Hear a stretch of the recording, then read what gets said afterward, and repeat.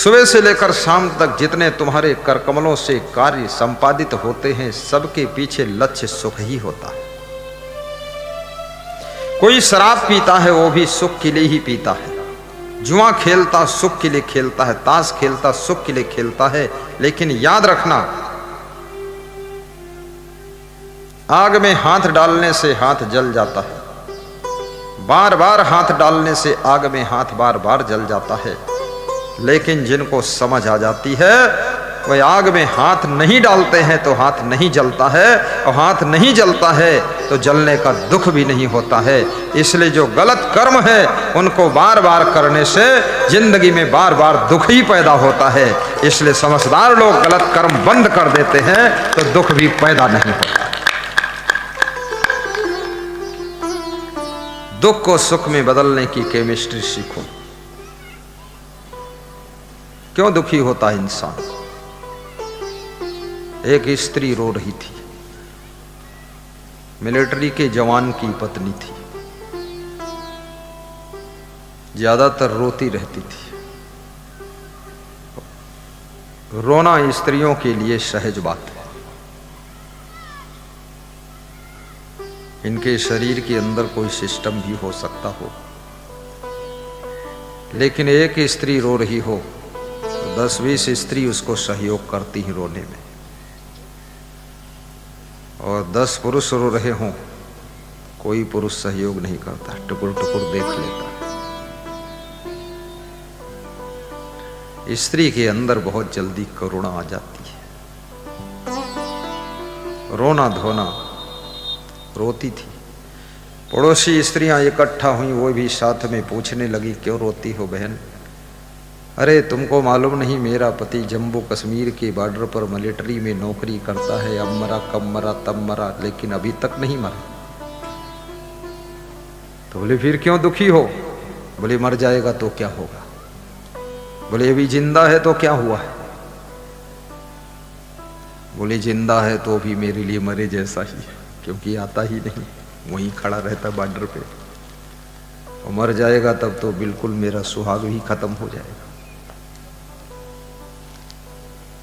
बहुत दुख है। पति छुट्टी लेकर के आया, बहुत प्रेम किया, बहुत प्रेम से रहा, पत्नी खुश हो। थोड़े दिन के बाद रिटायर हो गया, डर में आ गया, रोज घर ही में रहता था। पत्नी से प्रेम कम करता था। जिसके साथ तुम रोज रहते हो तो लल्लो चप्पो की बातें उससे कम कर पाते हो, और जिसके साथ कभी कभी रहते हो तो बड़ी मक्खन मलाई की बातें करते रहते हो। अब रिटायरमेंट हो गया, घर ही में रहने लगा। पूरा दिन बीत जाता था, कभी कभी पत्नी से बोलता ही नहीं था। अब फिर पत्नी दुखी हो गई, ये बोलता क्यों नहीं है? अब घर में रहता तो भी नहीं बोलता है।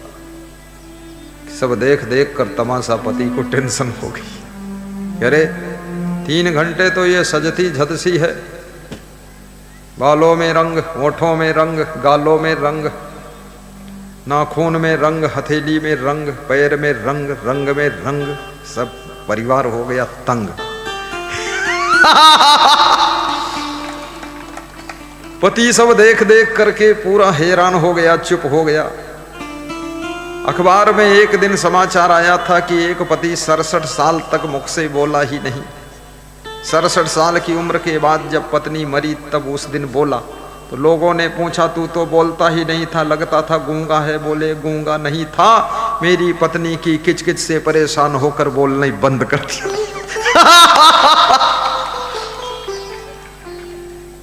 ऐसी ऐसी समस्याएं संसार में आती है।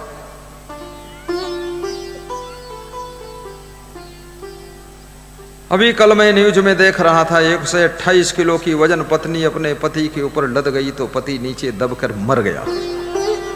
क्या लफड़ा लोग बना रहे हैं, ये पत्नी है कि पूरा क्या कर रही है।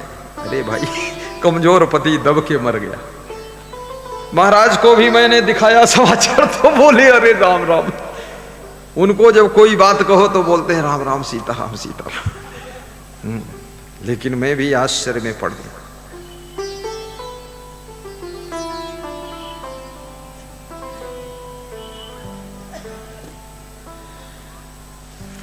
स्त्री दुखी रहती है। जब शादी नहीं हुई थी, पति का पता भी नहीं था, बेटी के रूप में तुम थी, हंसती थी, मुस्कुराती थी, खुश रहती थी, दौड़ती थी, कोई दुख नहीं था। अब शादी हो गई, ये पति क्या क्या नाटक शुरू हो गई। कानपुर में उन्नाव में पधरौनी थी, मैं गया तो बहुत लोग इकट्ठे हुए, सिटी की पधरौनी। तो एक स्त्री बैठी थी, बड़ी उदास बैठी थी। दुख होगा कुछ? तो फिर मैंने पूछा नाम क्या, कहाँ से आई, तो बताया। बोले सास ससुर भी आए। तो थोड़ा बोला तो वो थोड़ा खुश हुए। फिर हमने पूछा कोई दुख है क्या? बोले दुख थोड़ा नहीं है, अथाह है। हमने कहा किससे दुख है?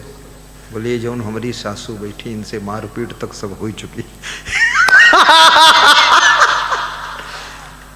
कहीं चोटिया नचौवरी हो गई, सब हो गई, पटकी पटकौवरी हो गई। तो हमने कहा जीता को कहीं ना हम कमजोर रहे, सासू हमका गिराई बहुत मारी सी। तो हमने कहा तो कमजोर तो पहले से जानती थी, क्यों भिड़ गई? बोली गुस्सा आ गई हमको भी, इतना तंग करी है। तो हमने कहा सुख मिला ससुराल में?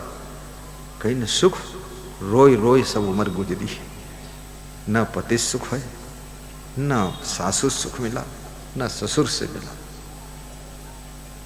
फिर रोना शुरू कर दिया उसे। हमने कहा यहां रो मत माता जी, गम खाना सीखो। कांटों की गोद में गुलाब खिलकर महकना सीखता है।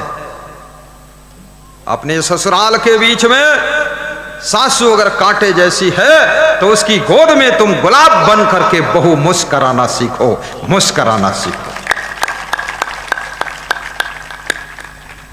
मैनेजमेंट, अरेंजमेंट, सेटलमेंट तो सबने सुना है, लेकिन अपनी लाइफ का एडजस्टमेंट करना भी सीखो। सब जगह एडजस्ट होने की कला भी सीखो। दुनिया में विचित्र विचित्र प्रकार के लोग मिलेंगे। कोई थोड़ा गर्म मिजाज का होगा। बस में मैं यात्रा कर रहा था तो बोनट पर लिखा हुआ था कि मेरा मिजाज गर्म है, कृपया मेरे ऊपर पैर मत रखिए। बोनट के ऊपर लिखा था। बहुत साल पहले की बात है, 40 साल पहले की। बोनट इंजन से गर्म हो जाता था। अब तो नई टेक्नोलॉजी के इंजन है, गर्म वरम कम होता, नहीं तो पूरी गाड़ी में आग बरसती थी। मेरा मिजाज गर्म है, मेरे ऊपर पैर मत रखो। इसी प्रकार से किसी किसी का मिजाज भी गर्म होता है, लेकिन किसका कैसा मिजाज है। गम खाने वाले लोग जिंदगी में कभी असफल नहीं होते हैं। क्रोध करने वाले लोग जिंदगी में कभी सुखी नहीं होते हैं। और सहनशील लोग जिंदगी में कभी परेशान नहीं होते हैं। और मेहनत करने वाले लोग पत्थर तोड़कर भी पानी की गंगा निकाल देते हैं, पानी की गंगा निकाल देते हैं।